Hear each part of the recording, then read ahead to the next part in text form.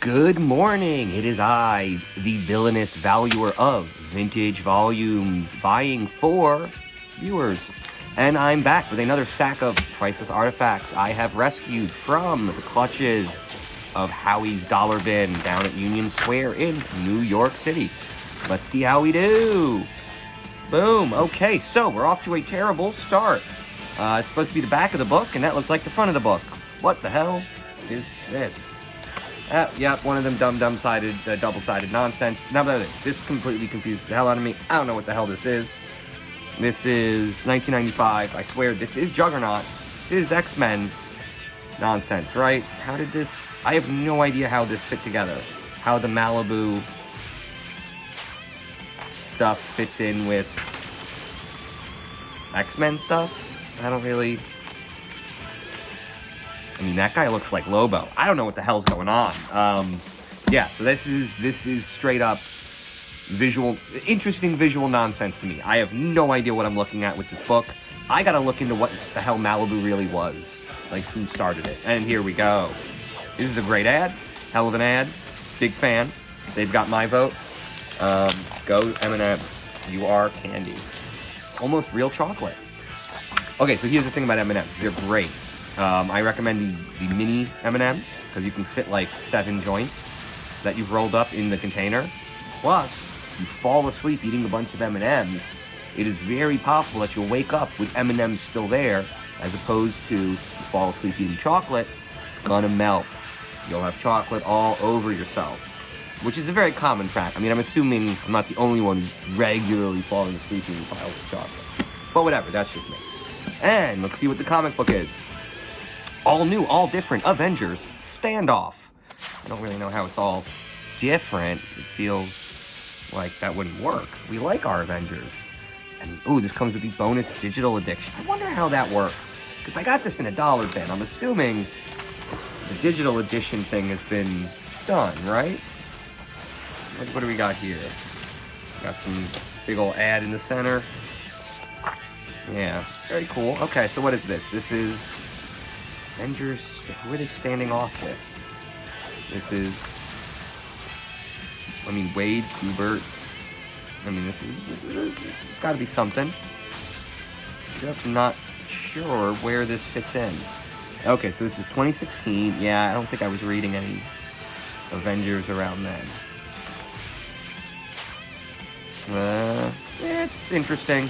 This isn't really one of the eras or... You know, like, I think the only real era of the Avengers I really got into was the Bendis New Avengers and Secret Avengers stuff. You know, I really think Bendis is... I want to say he's the last guy I know that wrote good Avengers stories. I swear to God, he's also kind of the first guy I can think of. I never read Avengers. They always just seemed boring. You know, you can... I swear, a Spider-Man comic from the 60s feels more relevant than an Avengers comic from the 90s felt. You know, just because, like I said, it's a guy wearing an American flag. That's the government. The Avengers have always kind of been the government. And that's just not that interesting to people who aren't the government. Does that make sense? Like, if you're a person reading comics, you know, the idea of having a government attaché looking at, like, it just doesn't, it's not the kind of thing a kid is like, yeah, this makes sense. I want to be a soldier. Like, no, I want to be a hero. And so the Avengers always felt like soldiers to me. And I always wanted to be a hero. So, I don't know. Don't really know any of this run at all. But I do think I'm going to reread some of the old Bendis stuff. And let's see. What is this? Conquer Mankind's next young astronaut. What is this? Some pyramid scheme about Captain America sending you to the freaking moon? Okay, what is this? Solomon Kane. The Sword of Solomon Kane. Issue 1. This is interesting. Very, very detailed cover art. This feels like some stripped down kind of... Well, I almost wanted to say this looked like a Tarzan kind of, you know, thing. But this has a much more of a Van Helsing vibe. You know, yep. I'm feeling this guy is some sort of renegade, vigilante, roaming the countryside, righting wrongs. And look at this fun little glove gruffets. That's a thing. yeah, the ads here are very fun. But this actually seems like a very weird, interesting book. And the best part about getting issue 1 of some weird miniseries you never heard of, you can read it. Like dollar bins, you're very, very often gonna end up getting issue 3 of something, issue 8, you know, and then you're like, wow, do I really want to start it there? But here you go. I get to read this fun, weird book. No idea what it is. Okay.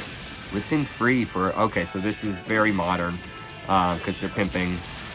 So basically the Sandman Audible thing was just a way of sort of marketing, you know, creating social media metrics and creating a fan base in the form of accounts that were already into Sandman, and then unleashing those when the Netflix thing came out. So this is modern and probably not that good.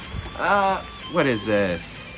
Batman Superman 22 variant cover. This is interesting. I don't even want to mess with this too much because this is a hard stock cover, and it will, you know, just flipping through it too widely will lead to that. But this is Mix Ya Spit Lick. Why do I feel like that's Mix Ya Spit Lick? And I don't think that's how it's actually Mixelpix. Mixelpix? I don't know. I don't remember. I feel like there have been various. This one's interesting because it feels like a nice book. It's good condition, beautiful cover, high quality production value on it. But it's just more modern than I'm used to. I don't really know this run at all. Does it have a year in it? That's what I'm looking for. I don't know. It's got to be 2021. So I mean, this is, you know, this is a pandemic comic, and it's very new. Okay. And we got Paul Jenkins, The Agency. Here you go. This is another one like this Malibu Marvel nonsense. This is fucked up. This is an Image and Top Cow collabo. Very, very weird. Fun little synergy. This is 2000. Woo. Volume 1, Issue 2, September 2001. Yeesh. Just the idea that, like, everyone had their normal job that day, you know? One really shitty day where a bunch of jerks did stupid shit. And you still had to sell your comic. You know, there was always this stuff about, like, people who had albums, like, that were scheduled to drop on 9/11. And it's like, how do you promote anything that day, month, even, you know, to some extent year? It's like weird to just be like, hey, buy my book, you know? But like I said, it is a good reminder that, you know, life happened, you know? This book came out, you know? So there you go. Very, very, I feel like this is a very eclectic, like, this really covered all of it. Like, this is a brand new, popular, modern book.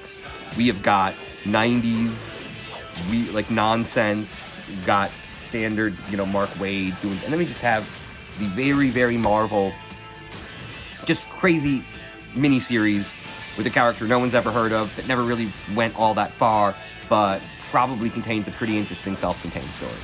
So yeah, you go. Definitely gonna read this guy. And there you go. Good night, everybody, and have a good one. Don't work too hard. It's stupid.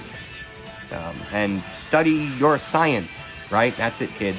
Stay in school, study your science, and you too can defy gravity. See ya.